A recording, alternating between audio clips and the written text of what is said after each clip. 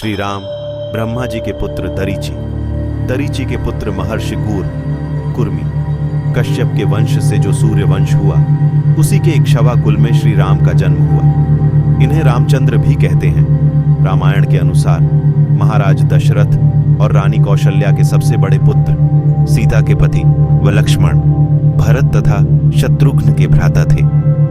हनुमान उनके परम भक्त हैं। लंका के राजा रावण का वध उन्होंने ही किया था।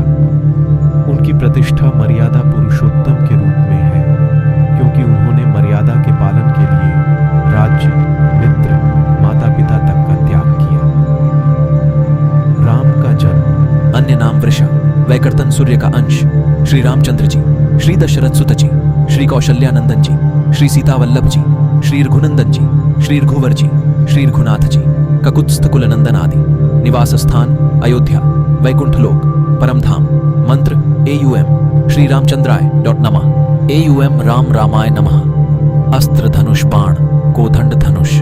जीवन साथी माता सीता, माता पिता महाराज दशरथ, देवी कौशल्या, माता भाई बहन भरत, लक्ष्मण, शत्रुघ्न और शांता संतान, कुश, लव शास्त्र, वाल्मीकि रामायण, रामचरितमानस, विष्णु पुराण, भागवत पुराण, त्योहार, रामनवमी, दीपावली, दशहरा। भगवान विष्णु के अवतार माने जाते हैं। श्री राम का जन्म वैवस्वत मनवंतर में 23वें चतुर्युग के त्रेता में हुआ था। उन्होंने करीब 11,000 वर्ष अयोध्या का शासन किया था। श्री राम विश्वामित्र के साथ यज्ञ की रक्षा के लिए छोटे भाई लक्ष्मण के साथ गए और ताड़का आदि राक्षस मारे। उसके बाद गुरु के साथ राजा जनक के यहाँ उनकी पुत्री सीता के स्वयंवर में पहुंचकर शिव के धनुष को तोड़ सीता से विवाह किया।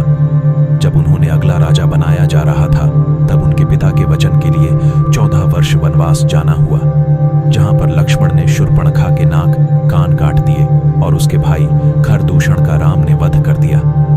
माता सीता का अपहरण रावण द्वारा किया गया, जिसकी खोज में जटायु पक्षी जो बात करता था, जिसने रावण का प्रतिकार किया था, का पिता के समान अंत्येष्टि संस्कार किया। आगे हनुमान सुग्रीव से मिले। सुग्रीव ले भाई बाली का वध कर सुग्रीव को राजा बनाया। हनुमान ने माता सीता की खोज की, रावण के भाई विभीषण को शरण दी। रावण और इसके 1 लाख से अधिक पुत्र, 1.5 लाख से अधिक पौत्र को कुंभकर्ण, मेघनाद सहित मार गिराए। रामेश्वर में शिवलिंग स्थापित किया, जो कि ज्योतिर्लिंग के रूप में प्रसिद्ध है। नवरात्रि शक्ति की पूजा की समुद्र पर पुल बनाया और रावण को विभीषण के द्वारा अपताए रहस्य से जानकर मार गिराया। पुष्पक विमान ले माता सीता को अग्नि परीक्षा करा लेकर शीघ्र भारत भैया के पास अयोध्या पहुंचे महर्षि वाल्मीकि ने रामायण की रचना की थी। लेखक गोस्वामी तुलसीदास ने भी उनके जीवन पर केंद्रित भक्तिभावपूर्ण सुप्रसिद्ध महाकाव्य रामचरितमानस की रचना की थी। इन दोनों के अतिरिक्त अन्य भारतीय भाषाओं में भी रामायण की रचनाएं हुई हैं, जो काफी प्रसिद्ध भी हैं। स्वामी कृपात्री ने रामायण मीमांसा में विश्व की समस्त रामायण का लेखा है।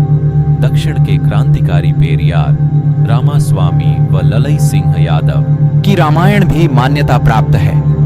भारत में श्री राम अत्यंत पूजनीय हैं और आदर्श पुरुष हैं, तथा विश्व के कई देशों में भी श्री राम आदर्श के रूप में पूजे जाते हैं, जैसे नेपाल, थाईलैंड, इंडोनेशिया आदि। इन्हें पुरुषोत्तम शब्द से भी अलंकृत किया जाता है। इनका परिवार आदर्श थाईलैंडी परिवार का प्रतिनिधित्व करता है। राम रघुकुल में जन्मे थे, जिसकी परंपरा रघुकुल रीति सदा चली आई, प्राण जाई पर बचन न जाई की थी। ब्राह्मणों के अनुसार राम न्याय प्रिय थे। उन्होंने बहुत अच्छा शासन किया, इसलिए लोग आज भी अच्छे शासन को राम राज्य की उपमा देते हैं। इनके 2 पुत्रों कुश व लव ने इनके राज्यों अयोध्या और कौशलपुर को संभाला। वैदिक धर्म के कई त्योहार जैसे दशहरा, रामनवमी और दीपावली श्री राम की वन कथा से जुड़े हुए हैं। रामायण भारतीयों के मन में बसता आया है और आज भी उनके हृदयों में इसका भाव निहित है। भारत में किसी व्यक्ति को नमस्कार करने के लिए राम राम, जय सिया राम जैसे शब्दों को प्रयोग में लिया जाता है। भारतीय संस्कृति के आधार हैं। राम और कृष्ण दोनों ही विष्णु का अवतार है, अतः ये दोनों एक ही हैं। रम धातु में घन प्रत्यय के योग से राम शब्द निष्पन्न होता है। रम धातु का अर्थ रमण, निवास, विहार करने से संबद्ध है।